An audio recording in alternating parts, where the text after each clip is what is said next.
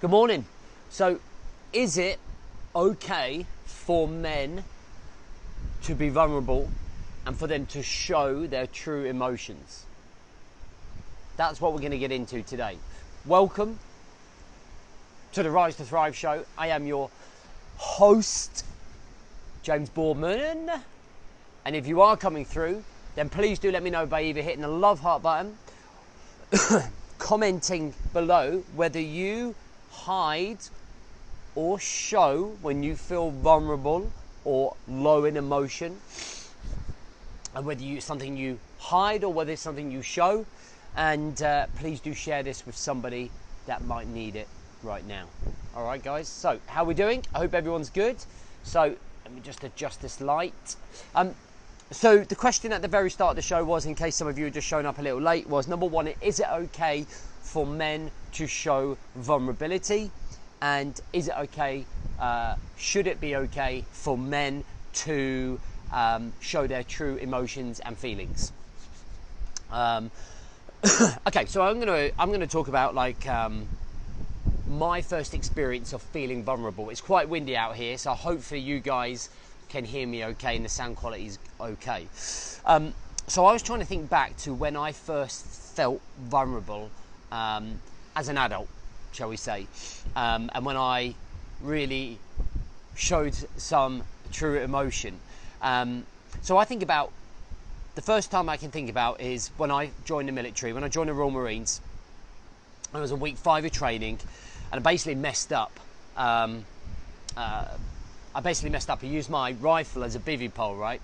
Being a novice, young sprog. And then I woke up in the morning, my rifle had gone.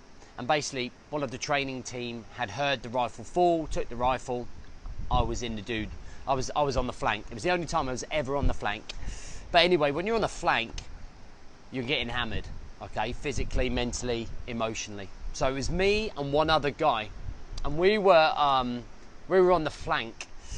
And we got hammered, hammered for 45 minutes, okay? Whilst the rest of the troop were packing up, we were up and down this hill, in the water, rocks in front of us, rocks above us. And it just really broke me down. And I understand what he was trying to do, right? He was literally trying to see whether we wanted to be there or not. He wanted to test our character, all of that shenanigans. But I remember that when I had finished that session and he said, right, now back to the coach to go back to base, I remember running back there feeling like all of the barriers that I had ever had up as a young man had been torn down, and I felt utterly vulnerable, like really, really vulnerable, mentally, emotionally and physically. Okay, I could barely move. Honestly, I was wrecked. And I remember getting on a coach and I was not uncontrollably crying, but I started crying. And then when I got back to the barracks, I just felt I could not help myself and just literally felt so vulnerable. I just started crying. And I remember it was the first time that I was showing emotion in front of other people, and I hadn't done that before. And back then, as a young 20-something, it really mattered to me what other people thought of me. And I specifically remember feeling weak because I felt vulnerable, because I felt emotion. And little did I know that actually it was a sign of strength. And I think that from that period of time to the period I am now, and I kind of look at it and it's a 20-year journey. To say that was 20 years ago is mind-numbing for me. And I think as some of you who follow me get older, or if there's some of you that are younger, it just shows you how quickly time passes. You're just like, I cannot keep track with the pace of how fast life is going. But there have been numerous occasions where I have not shown vulnerability, where I've not shown emotion, where I have not shown feelings. And it's very much, I think, one of the issues I had when I left the military. I was a PTI, I was a physical training instructor in the military, and in that staff room is very alpha males, very strong, dominant alpha male environment, and there was almost a perfectionist mentality in there.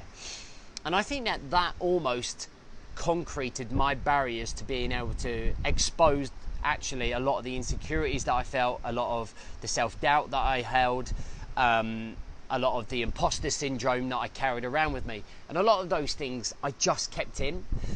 I never allowed myself to expose myself because I felt like the environment that I was around did not warrant it. Then I left the military, and then I crashed and burned for 3 years. Like the majority of you know my story. I come out to be a full-time father, crashed and burned because I didn't know what was happening to me, got divorced, nearly took my own life. And I truly believe that is because I didn't know how to manage my emotions. I didn't know how to manage that vulnerability coming out. I didn't know how to manage the fact that I was lost, the fact that I had no direction. And I felt like if I expressed that to anybody, then it would seem weak, which is really wrong, which is what we're trying to get out with that caveman mentality, right?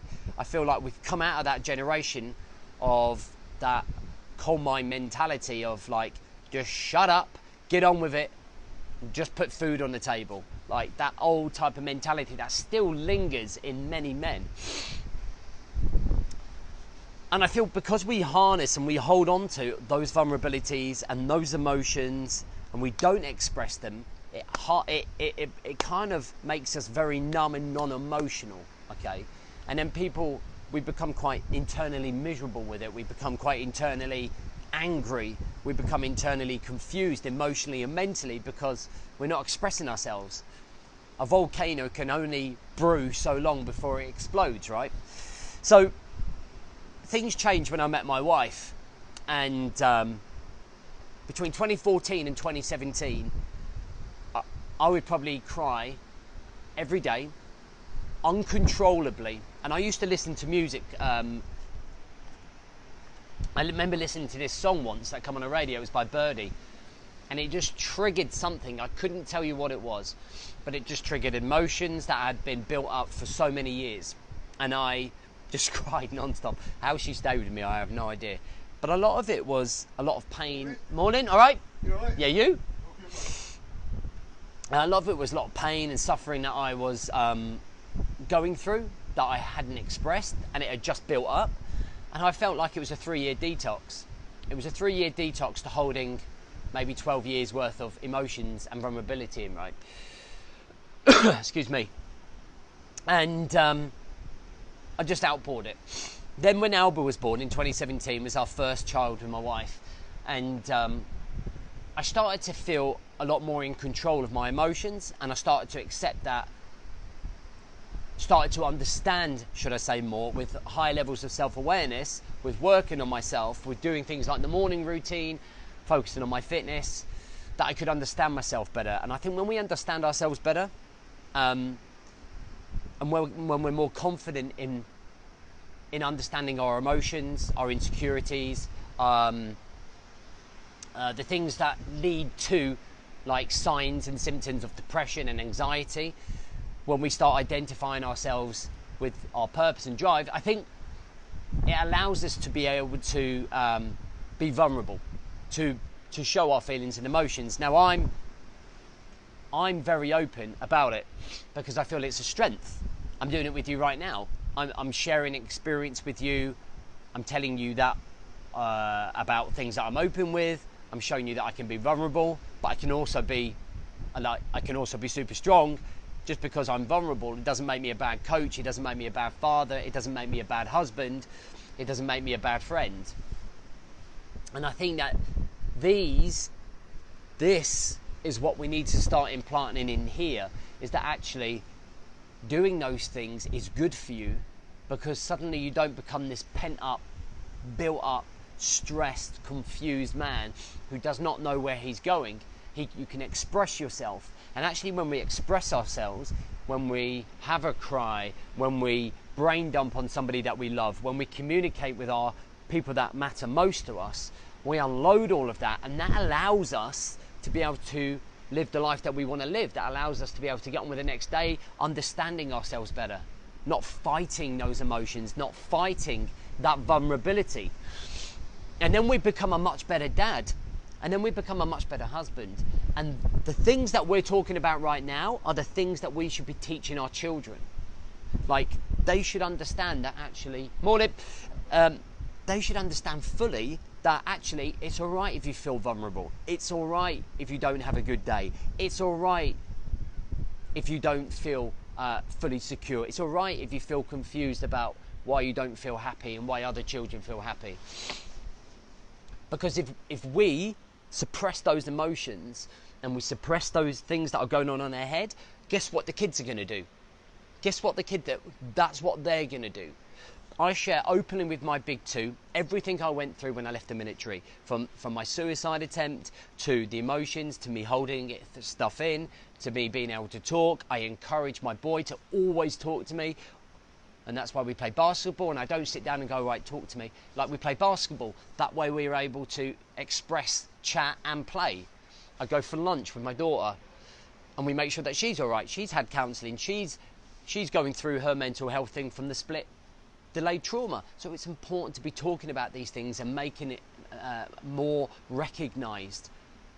Otherwise, we're going to end up bringing up our kids with us being suppressed in our emotions, them being in there, and it's just going to go round in circles in terms of how mental health, how emotional health, how vulnerability, how understanding ourselves better works. Okay, so listen, I hope that helps. One of the reasons I wanted to do it is because I need you to start changing the way that this works.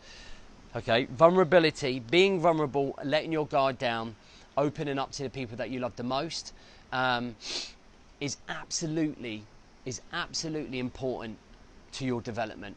Okay, and we all want to be a better man. We all want to be the man we want to be. We want to be the leader. We want to be able to lead us to lead them, right? And leading them is leading those people that are most important to us.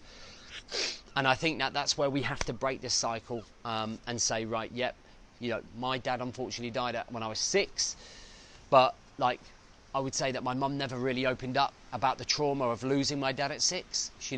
I never went through counselling. We just pretended it didn't, not pretended it didn't happen, but we just got on with life and we never dealt with that.